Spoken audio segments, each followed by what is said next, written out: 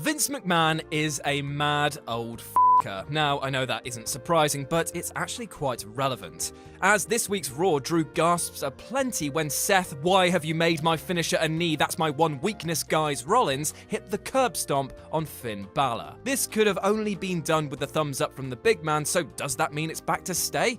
Here's hoping, as it's a lovely looking thing when it's done right. However, it might also just be a flash in the pan for no reason other than to remind us of how cool some moves look. I mean, who actually knows what's going on in Vince's brain at the best of times? Yet it's not the only time that the WWE has lifted the ban hammer for a good old foray into more violent waters. With this in mind, I'm Jules from WhatCulture.com, and these are the 7 shocking times WWE revived banned moves. Number 7, the Tombstone. So, back when Taker was in the midst of his American Badass run, did you notice that he actually stopped using the Tombstone in favor of the Last Ride? Well, this was in part to change up the character, but it was mostly down to the fact that there were horrific neck injuries going around at the time. In the late 1990s, the WWE had seen many high-profile stars benched, most notably Stone Cold Steve Austin at the hands of a fudged tombstone by Owen Hart. This led Vince understandably to blanket ban all piledrivers, which even saw the company cornerstone Taker take a hit. The Last Ride was born to circumvent this change, which doesn't look much safer, basically changing the neck for back, but whatever, it looked ace. Yet the ban was softened when, after 2 years of not seeing the move, Taker busted out on Triple H and Shane McMahon, who were weirdly enough the last 2 people to take it before that ban hit. It's all gone full circle, yo. It's all very zen. Number 6, Burning Hammer. The Burning Hammer was a subject of some consternation in WWE dressing rooms in the mid-2000s, but surprisingly not for its inherent danger. A blow-up between Tyler Rex and John Cena ultimately resulted in the move disappearing from view after the champ angrily implied that it bore too many similarities to his Attitude Adjustment. Rex commented, "I used it all at bragging rights in 2010 and John was literally across the ring from me when I hit Santino with it. I've been using it for 8 months on Superstars and everything before that.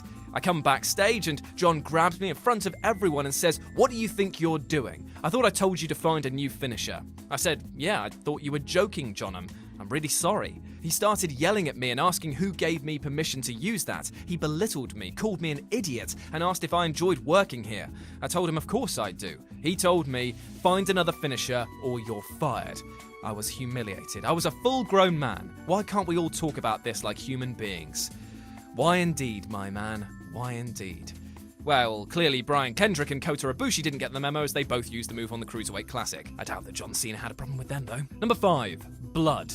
Blood was still a strict no-no when Bret Hart and Stone Cold Steve Austin produced perhaps the most effective use of it in modern industry history. Their eclectic WrestleMania 13 clash was only bettered by the spilling of a bit of the red stuff. But Vince was absolutely fuming about it. The chairman had banned blood outright for pretty much all of the 90s, and upon seeing Stone Cold drenched in ketchup, ordered the cams to cut to the announce table rather than show it. Yet, clearly noticing the impact this had on the crowd and how the visual of the rattlesnake in a flowing mask of crimson became the talking point for ages afterwards, made his stance lessen somewhat. And by that I mean it pretty much kick-started the Attitude Era, a period of television that might as well have had a splash zone for the amount of claret that was spilled. Number 4, Piledriver. After their legendary match in 2013 on Raw, CM Punk and John Cena got an absolute bollocking. Why? Well, I'll tell you, Simon Miller, why. It's because Punk bust out a piledriver, which is pretty much like running your finger through your sweaty crack and then asking Vince to smell it and like it. They both knew the move had been banned, and even Jerry Lawler had resorted to his other finishing move, dropping the piledriver because of Vince's understandable fear of neck injuries. Despite contravening a long-held law, neither man was ultimately punished beyond their post-match reprimand. The move featured in selected highlight packages of the clash too, implying that the chairman was aware of how powerful this spot was within the body of the battle. Number 3, Shooting Star Press.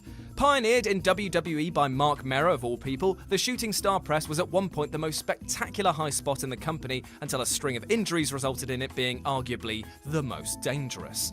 After Shane McMahon sorted himself out with another concussion doing one onto a bin at King of the Ring 2001, Brock Lesnar infamously escaped death with an undershot effort at WrestleMania 19. When Billy Kidman nearly caved in Chavo Guerrero's head in 2004, the move had to go. but disappearing into exile rebuilt the buzz around the spot. Evan Bourne's 2008 revival of the move came with a surprisingly logical test from WWE. In order to make it onto television with it as his finisher, he had to perform the move 10 times onto a crash mat in an empty ring. He was obviously successful. It's allegedly a system that still exists to this day for that and similar variants, regardless of a performer's previous experience. WWE even added a stunt ring to the Performance Center, custom built to soften the landing if aspiring talents wish to safely practice. Isn't that nice? Number 2, Curb Stomp. As we mentioned before, the curb stomp was a thing of beauty. Absolutely fucking terrible if it went wrong, but beautiful when it went right.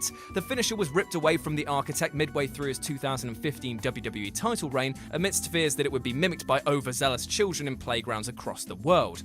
Now, admittedly, the relatively straightforward setup of a crawling opponent does open it up for imitation, but no more so than a powerbomb or superkick or figure 4 leg lock between mates who are just palling around and hopped up on sugar or Dora the Explorer, whatever kids are on nowadays. Probably smack, isn't it? And let's face it, his pedigree that he adopted from the emotionally abusive father figure that was Triple H was less than stellar. And his knee? Well, I mean, the fact that they haven't even given it a name other than The Knee shows how fucking well that's tracking.